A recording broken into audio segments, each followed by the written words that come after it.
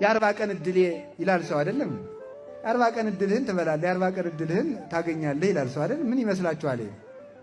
በአርባ ቀን እድል ሰው እግዚአብሔር ተወስኖበታል። ሰው የተወሰነልህን ብትለፋ ባትለፋ አታጣውም። ብትወጣ ብትወርድ ደግሞ የአርባ ቀን እድል ያልሰጠህን አታገኝም ይላል አይደል? እንደዚህ አይነት ሰው የሰነፍ ጥቅስ ነው ይሄ። ምንድነው ለመሆኑ የአርባ ቀን እድል የሚለውን ጥቅስ ምንጩ ምንድነው ስትሉ ይህንን የተናገረው የቤተ ክርስቲያን መምህር የሆነው ቅዱስ አትናቴዎስ ነው። ቅዱስ አትናቴዎስ ምን ይላል? ኦ ዘታወፅኦ ለሕፃን እማቆየ ብሲ ወትፌንዎ ውስተ ከርሰ ብእሲት ወትጠበልሎ በሰፋድል ረቂቅ እንዘማይ ውእቱ ታረግኦ በጥበብከ ወበአርባ ዕለት ትሰይሞ እመኒ ለነዲ ወመኒ ለብዕል ብሎ ይናገራል። ምን መሰላችሁ? አቤቱ ሕፃኑን ከአባቱ ወገብ ወይም ከአባቱ አብራክ የምትከፍለው፣ በእናቱ ማኅፀን የምታሳድረው፣ በረቂቅ ሰፋድል የምትጠቀልለው፣ ውሃ ሲሆን አርግተህ አካል የምትሰጠው፣ በአርባ ቀን ለድህነትም ለሀብትም የምትሾመው አንተ ነህ ይላል። እንግዲህ ጽንስ በተጸነሰ በአርባኛው ቀን በእናቱ ማኅፀን ለሀብትም ለድሃም ለድህነትም ይሾማል፣ ለሲኦልም ለገነትም ይሾማል ማለት፣ ለእውቀትም ለድንቁርናም ይሾማል፣ ለክብርም ለውርደትም የሚሾመው በአርባ ቀን ነው። ስለዚህ ትክክል ሆነ ማለት ነው አይደል እንዴ? ይህ መጽሐፉ ነው ያለ። እንግዲህ በአርባ ቀን ለድህነትም ለሀብትም ለሊቅነትም ለድንቁርናም ለገነትም ለሲኦልም ትሾመዋለህ አለ። ምን ማለት ይመስላችኋል? አያችሁ፣ መጽሐፍ ዝም ብሎ ተነቦ የማይገባም ትምህርት ቤት የሚገባበት ምክንያት ይሄ ነው። ዝም ብሎ ሳንቲም የያዘ ሰው ሁሉ ዳቦ ገዝቶ መብላት እንደሚችለው ማንበብ የቻለ ሁሉ ጥቅስ መተርጎም አይችልም። መማር ያስፈልገዋል። ስለዚህ ተምሮም እንኳን በጸሎት ካልተያዘ ችግር ነው፣ በትሕትና ካልተያዘም ችግር ነው። ታዲያ ምን ይመስላችኋል? በአርባ ቀን ለድህነትም ለሀብትም ተሾመዋል የተባለ ቢሰራ የሚበለጽግበትን እጅ ባይሰራ የሚደይበትን እጅ ትሰጠዋለህ ማለት ነው።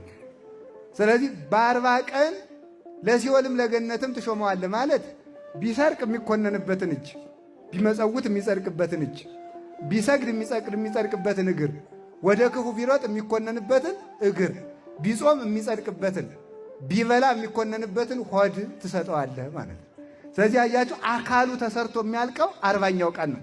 አርባኛው ቀን ላይ የሰው ልጅ እንደ ጭራ መስሎ በእናቱ ማኅፀን አካሉ በሙሉ ተጠቃሎ ከእግር ጥፍሩ እስከ ራስ ፀጉሩ ያለው አካሉ ተሰርቶ ያልቃል። ከዚህ በኋላ 9 ወር ከ5 ቀን በእናታችን ማኅፀን ስንኖር አካላችን ያድጋል እንጂ አዲስ አካል አይሰራም። ስለዚህ 40 ቀናችን ላይ ተሰርቶ ባለቀው አካል ብንማርበት ሊቅ፣ ባንማርበት ደግሞ ድንቁርናን መያዝ እንችላለን። ሁሉንም የምናደርግበት አካል በዚያ ስለሚሰጠን የ40 ቀን እድልህን የተባለው እሱ ነው እንጂ እግዚአብሔር በ40 ቀን አንዱን ድሃውን አንዱን ሀብታሙን ብሎ በማንም ፈርዶ አይደለም እላችኋለሁ። ስለዚህ ከእናት ማኅፀን ጀምሮ የመረጣቸው የሚባለው ፍጻሜያቸውን አይቶ የወደዳቸው ማለት ነው።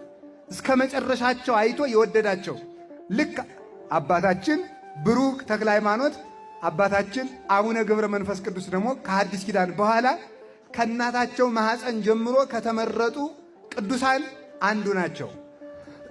ለዚህ ማስረጃ ነገር ልንገራችሁ። ሰው እንጨት በጓሮው ካተከላቸው አትክልት ቀጥ ብሎ የወጣውን ወይራ ያይና ምን ይላል? ይሄ ለሞፈር ይሆነኛል ይላል አይደለም እንዴ? ጠማማውን ደግሞ ይላል ይሄ ለእጀታ ይሆናል ይላል አይደለም? ይሄ ለእጀታ ይሆናል። ምንም ደግሞ የማይፈለጠውን ደግሞ ይሄን ቢያንስ ወይ አከስለዋለሁ ይላል አይደለም እንዴ? በሳት አቃጥለዋለሁ ይላል። አወጣጡን እያየ ማለት ነው። መጨረሻውን እያየ ቀጥ ብሎ እስከ ጫፉ የወጣውን ያይና ይሄ ለቀንበር ጥሩ ነው ይላል ገበሬው ማለት ነው። አወጣጡን አይቶ ማለት ነው። ስለዚህ ይሄ ምን ማለት ነው? ይሄ የገበሬውን ዕውቀቱን ነው እንጂ የሚያሳየው አንተ ጠማማሁን አንተ ቀጥ ያልክ እንጨቱን ብሎ በእንጨቶቹ ላይ አልፈረደም። ሁሉም እንጨቶቹ ቀጥ ብለው እንዲወጡለት ይፈልግ ነበረ። ግን ተጣሞ ያገኘውን ምን ያደርጋል? ሥራ ይሰጠዋል። ቀጥ ያለውንም ሥራ ይሰጠዋል። እግዚአብሔርን በማንም አልወሰንም። እንደዚህ ነው ሐኪም። ሌላ ምሳሌ ልጨምርላችሁ። ሐኪም ልቡ መተንፈስ የደከመን ሰው ወይም ደግሞ የደም ዝውውሩ ችግር ያለበትን ሰው ወይም ሁለቱ ኩላሊቶቹ ወደ መጨረሻ መበላሸት ላይ ያለውን አይቶ ምን ይላል? ይህ ሰውዬ በ5 ቀን ሊሞት ስለሚችል ወደ ቤታችሁ ተመለሱ ይላል። አሁን እንደዚህ ሲል ይህ ሰውዬ መሞት አለበት ብሎ መወሰን ነው እንዴ? መሞት አለበት ሳይሆን እንደሚሞት አውቆ መናገር ይባላል። እግዚአብሔርም ማንንም ሰው ክፉውን ሆኖ አይወስንበትም። እግዚአብሔር ሸንጋይ አምላክ አይደለም። እንደዚያ ቢሆን ኑሮ አንተ ሲኦል ግባ አትረባም ብሎ ገና ሳንፈጠር ቢወስንብን ኑሮ እንዴ ለምን ይቀልድብናል? እግዚአብሔር ይቀልዳል እንዴ? ለምን ጹሙ ይለናል? ለምን ስገዱ ይለናል? ለምን ንስሐ ግቡ ይለናል? ለምን ስብከት ያሰብከናል? ለምን መጽሐፍ ይጽፍልናል? ለምን ቅዳሴ ያስቀድሳል? ለምንድን ነው የሚያስወቅሰንስ? አንድ ጊዜ ወስኖብን የለ እንዴ? ግን እግዚአብሔር እንደዚያ ያለ አይደለም። ሸንጋይ አምላክ አይደለም። እግዚአብሔር በማንም ላይ አይሸነግርም። ስለዚህ ሰው ወጥቶ ወርዶ መንግሥተ ሰማያትን ይወርሳል፣ ሲኦልንም በእጁ ማድረግ ይችላል። ወደ ወደደው እንዲሰማራ ፈቃድን ሰጥቶታል። ለጽድቅም አያስገድድም እግዚአብሔር፣ ለክፋትም አያስገድድም። ከዚህ የተነሳ ፍጻሜያቸውን ታይተው ከተመረጡት ውስጥ አንዱ ነቢዩ ኤርምያስ ነው።